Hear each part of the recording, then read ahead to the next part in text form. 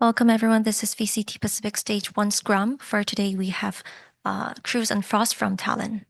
Before we jump into the Q&A session, let's begin by hearing from both on their thoughts of the game. We still can't get our map one win 200, ever 200 days. for 200 days already, and kind of very disappointing because that's the map we prepped. So I don't really know what's the problem anymore. Yeah. I'm just here so I don't get fined. No. Okay, let's just start with the obvious. We are really struggling on first maps with either roster, so this is a coaching problem, I think. My bad. Second, I think with the lack of experience we have, the amount of responsibility Cruz has, I see it weighing on him every day. Jovi and I are very tough on him and obviously tough on the team. We have gotten better at letting this team develop, but I will readily admit that my patience is wearing more thin because this is probably the most talented roster I've ever had in Valor. The thing is that they're not very experienced. We have 3 rookies again, and people forget that Primi is also a rookie. This is his first full VCT season. He played 1 game before we went to champs. That is it. So we are not as good as we're going to be. However, the good thing that comes out of this is we keep fighting and clawing back. And I mean, Cruz is doing obviously the best he can, and he's carried us now in both series that we've won in terms of calling and microing and trying to do the things that he can. But yes, it is extremely disappointing that the map that we prepped the most for consistently seems to be the map where we look the most unprepared, and I am not sure why. So Jovi and I have to figure this out for Cruz, because if not, he's going to lose his hair like mine. Thank you. We will now open the floor for on-site questions. Please raise your hand if you have any questions. Hello, this is Haru. Congratulations on the win.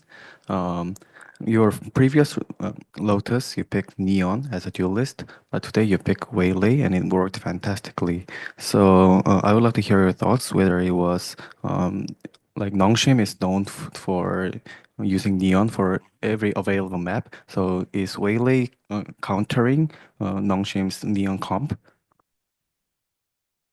I wouldn't say it counters neon comps, but I think it's just what we're more comfortable on. I feel like we have more tricks up our sleeves with Waylay compared to neon. So I think that's why we went in this direction instead. Yeah, I second that. I think additionally, we have Neon prep for pretty much every map. So the RRQ game in specific was a decision that we made as a group for whatever reasons that we made. Today wasn't specifically, I would say, for Nongshim. Or it wasn't for Nongshim specifically. It was more, I think our disappointment in the last time we played Lotus led us to go, okay, if we're going to lose again, let's do it with a comp that we know we're good with and comfortable with. We try to save it as much as we could, but, ultimately, this was the week to bring it out. Thank you for answering. Good luck for your next game. Thank you, sir. Thank you. Thank you. That's all from on-site.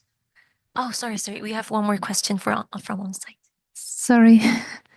Congrats with the win, guys. Solara from Viola.gg. First question is not very serious, but what are you talking about during group huddles, team huddles? Maybe that's the problem. You want to talk, like, how am I in a group huddle? What do I say?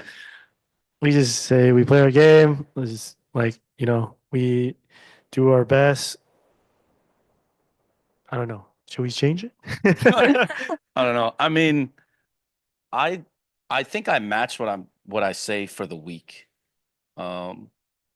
I think today I didn't have much to say, actually. Jovi spoke a lot. I basically told them, guys, we can defeat this team. We are better than this team, probably more prepared than this team. There's really nothing left to be said. I don't necessarily think we played that way, but I felt like the pressure to play this game was much less than it was last week and the first week. And I think over time that'll continue. I'm not the prep talk guy. I'm not going to ooze or inject confidence into them. I'm more just the guy that, like, we have a standard. There's an expectation here. We know what we should be doing and how we should be doing it. And VOD review is going to be really fun. Have fun doing VOD review, guys. Yeah. And my second question, last question. You're talking about like the potential of this young roster and this like guys. I was just curious, what's the estimated time like when you think this roster will come into full force? That's more on Cruz and them, but I've said this publicly. I think I said it to Baby Bay on Spike Talk. I was just like, dude, this team is going to be together for about 3 years. They're going to win something, whether I'm here or not. It's just a matter of, like, for me, selfishly, trying to get them to do it now while I'm here. But this team is too talented. This team, and I don't think people really understand how talented this team is, but 3 rookies. Last year, we had 4 rookies. Lenny Surf, Gov, Premi, 4 rookies. So the issue is, technically, I wasted an off season by, obviously hindsight. If I made these changes earlier, we picked up the same roster, I think we would be so much better than we are now. Jovi and I have an expectation that by season 2, we'll be in really good form. I think right now we're just leaning on Cruz to carry us and, like, kind of fix some of the gaps and kind of like overcome and kind of micro as much as he can to try to, help these guys be faster with their decision making. Because I think that's also another problem that we have, is that I think some of them are just afraid to make a mistake because they do want to win bad. And I think that delay is often really punishing us because, yeah, I mean, the teams in this league are so fucking good and everybody has gotten so much better than last year. RQ beat our ass specifically because of that, because we're late on everything. Oh, there goes Jemkin. So it's tough, man. Agreed. Good luck, guys. Thank you for this interview. Thank you. That's all from on-site, and we will now take pre-submitted questions. The first question goes to Cruz. Tell us more about the issues faced during your attack in Haven. What challenges your team encountered while trying to hold the site? It's more of like the adjustments we don't make mid-game, and that's why after the game I was like really upset because we should have known that they give us a site for free. So that means they have something planned for us. We should have something planned as well, but we don't. And I keep on talking, and then I just die because I'm on the other part of the map, and like they just don't seem to know what's happening. So we don't have a plan after we have a free bomb site because it's like, oh, it's unusual. What to do? Stuff like that. Yeah, in fairness, we talk about it though.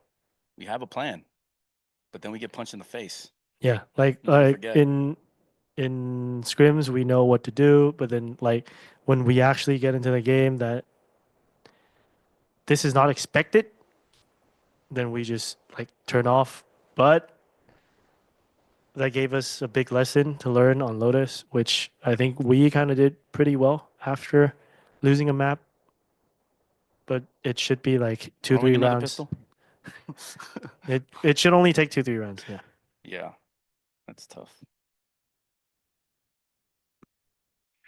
The next question goes to Frost. Did you anticipate the game ended like this today? No, I thought it would be a 2-0, just like I thought it should have been a 2-0 last week. We got the right maps. We knew what was coming. Fracture was a surprise, actually. We expected them to ban it. They didn't. And then we said, oh, great, cool. And it was picked last map, and we were like, great, cool. So I'm sure they had a game plan for it, but our team is really good. So they lost a few unfortunate rounds because my IGL is just smart and, knows what's coming.